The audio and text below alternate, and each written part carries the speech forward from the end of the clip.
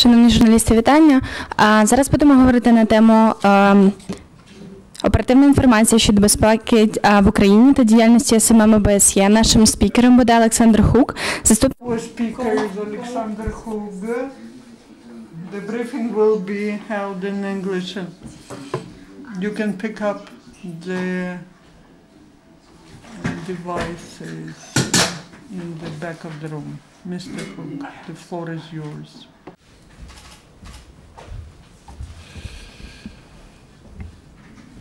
Good afternoon.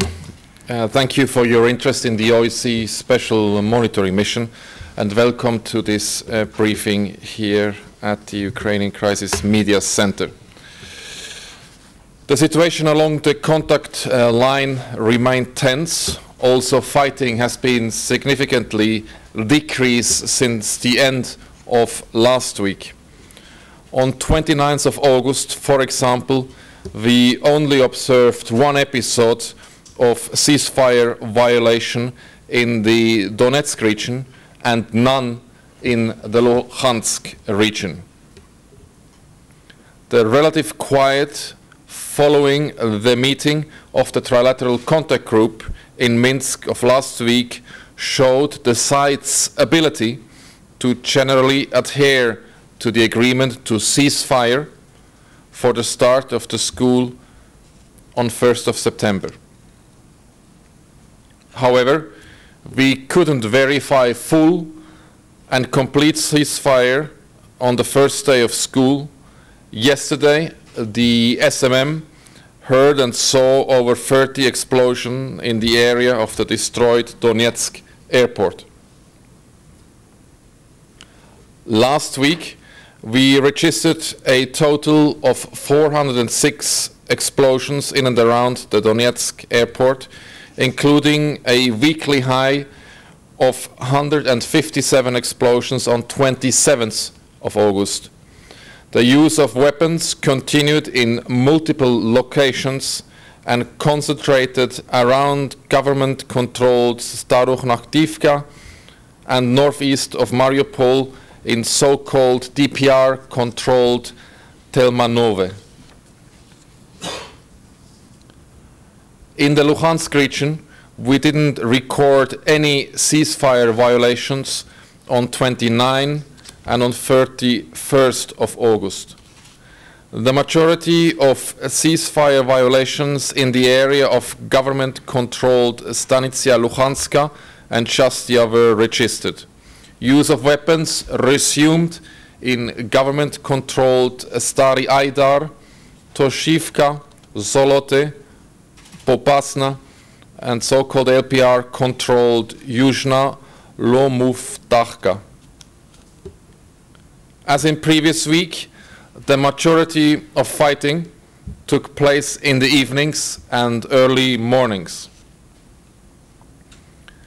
We dispatched a larger number of patrols to confirm reports of shelling and carry out crater analysis in a number of villages, including in government-controlled Sopina, Lebedinsky, and Kominternovo, and so-called DPR-controlled Sakhanka and Telmanove. Despite some lulls last week, the shelling continued to cause casualty and damage to civilian property and infrastructure. Power supply lines were damaged in Hranitne, Kominternovo, Lebedinske, Sopine, and Berdianske, causing electricity outages for more than one day. The SMM facilitated and monitored a localized ceasefire to allow gas pipes repair in an area between so-called LPR-controlled villages of Smile and Dovche. The repairs were successfully completed. Residential areas continued to be shelled and civilians killed and wounded last week. On 25th of August, in so-called DPR-controlled Khorlivka, one woman was killed and 6 civilians were injured as a result of shelling. 2 schools, a college, and a kindergarten were also damaged. In government-controlled Marinka, a hospital received a direct hit on 24th of August. Last week was also marked by an incident with an unexploded ordnance detonation in government-controlled Volodarske, which killed a 4-year-old boy and injured 3 other children who were handling this unexploded ordnance. Children remained seriously affected by this conflict. Most schools, including along the contact line, opened yesterday, though the right to education has been affected as some schools were not fit for purpose.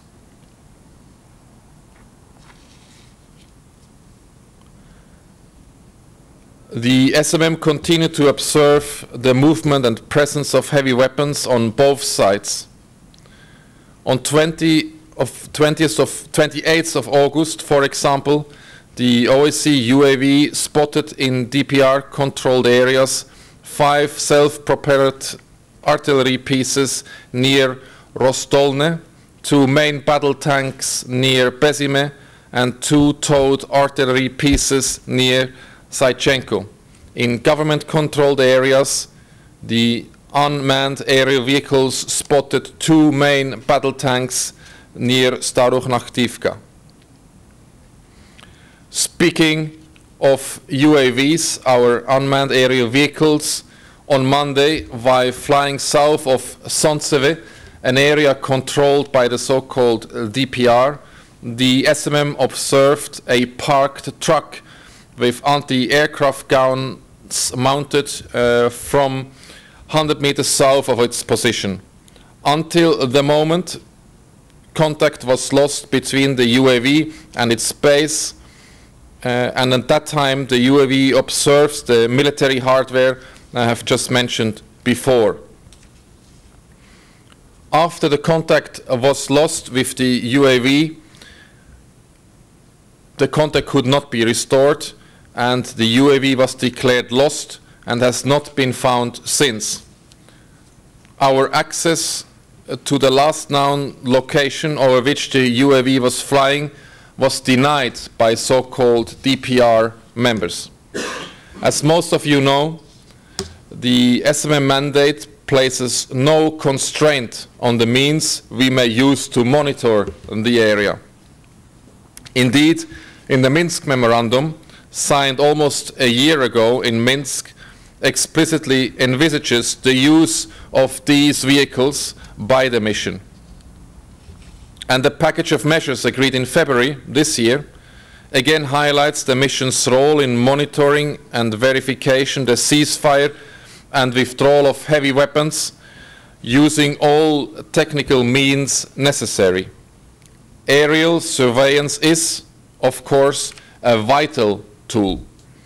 Pending access to the crash site and cooperation by those in effective control of the territory in question, it is SMM's assumption that the UAV that I have just mentioned before was deliberately destroyed. Restriction of SMM's access to the site is a direct violation of the mission's mandate and an implicit admission of responsibility. Tomorrow, the chief monitor will coordinate a meeting of experts in Minsk to discuss verification, and yet, in this case, on the eve of this meeting, we are confronted with apparent contempt for the SMM's mandate and for its help in verification. In the meantime, the SMM continued to note the absence of weapons from holding areas. In addition to this, the sites continued to restrict the SMM access to these holding areas. The work of SMM was hampered by both sides. On 26th of August in government-controlled Berdyansk, our patrol was held for 45 minutes and searched by Ukraine armed forces. Our monitors were ordered to proceed to a Ukraine armed forces command post and eventually allowed to leave. Incidents with so-called DPR members occurred on 26th and 28th of August. The SMM was denied passage at a checkpoint at the outskirts of Donetsk city for up to an hour. In areas controlled by so-called LPR, the SMM was able to patrol up to the international border between Ukraine and the Russian Federation in 2 occasions. However, it has been prevented from doing so on other occasions. Freedom of movement remained a problem for civilians in the conflict area. The queues at checkpoints are still a regular sighting. On 28th of August, at a checkpoint in government-controlled Buchas, the SMM observed a queue of 212 civilian vehicles waiting to enter areas controlled by the so-called DPR, and 150 civilian vehicles waiting to enter government-controlled territory.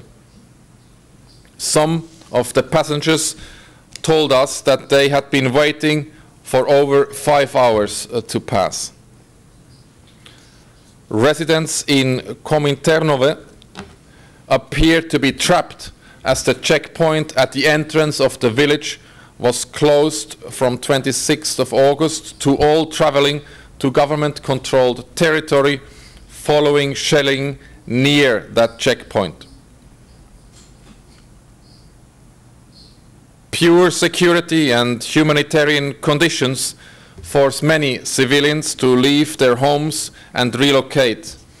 In government-controlled Piski, on 26th of August, local residents told the SMM that, following the evacuation of 14 of its residents from the village in the past week, only 6 persons, all elderly, remained in Piski. They have received pensions for July and relied on humanitarian aid. Regrettably, on Monday, the mission observed violence in Kiev when a protest outside the National Parliament resulted in the death of 3 and injury of many others. Violence is not an answer to political disagreements. The mission encouraged all people of all political persuasions to refrain from the use of force and from the threat of force, and to resolve their differences through exclusively peaceful means. Finally, as usual, I would like to update you on our mission numbers. As of this week, the SMM has a total of 856 members. Of them, 538 monitors, 68 other international staff, and 250 Ukrainian colleagues. Thank you for your attention, and I'm available to question should you have any. Thank you very much, and we have the first question. Hello, Paul Gogo, Libération newspaper. I've got some questions. First, I would like to know if you are optimistic about the future of this ceasefire that we had to see yesterday. I also would like to ask you if you had the possibility to observe the way the journalists can work in Donetsk, because I heard that more and more journalists have denied access to accreditation to the front line in DNR site. And I forgot what I wanted to ask you. Thank you. Thank you. Thank you. The ceasefire that we see at the moment has to be seen in one specific way, and that is that it is fact that the sides are able to control the fire at the contact line. However, one should not forget that the guns, the weapons, are still at the contact line. They have been brought back there, as we have documented over the past weeks. It is important that the sites now use the time in this relative calm to withdraw these weapons away from the contact line so that they cannot any longer engage. And this is why we hope that within the framework of the trilateral contact group, an arrangement can be found that these weapons can be withdrawn, accompanied by a robust verification regime. I've told you that this appointment of the mission, that its tools, the UAVs, have been interfered with this week, which is a key tool to observe the compliance of the sites with what they have agreed, including the ceasefire and the withdrawal of weapons. To your second question, it is indeed not easy for anyone to reach non-government controlled areas for all civilians, including ourselves. We are a civilian unarmed observer mission. There are, of course, restrictions in the crossing of the contact lines imposed also by government authorities. However, journalists also face the second obstacle, which is a registration regime imposed by those in effective control in these areas, which need to be followed. Otherwise, accreditation will not be granted, and journalists won't be able to operate without such accreditation that those in effective control demand that journalists have before they operate.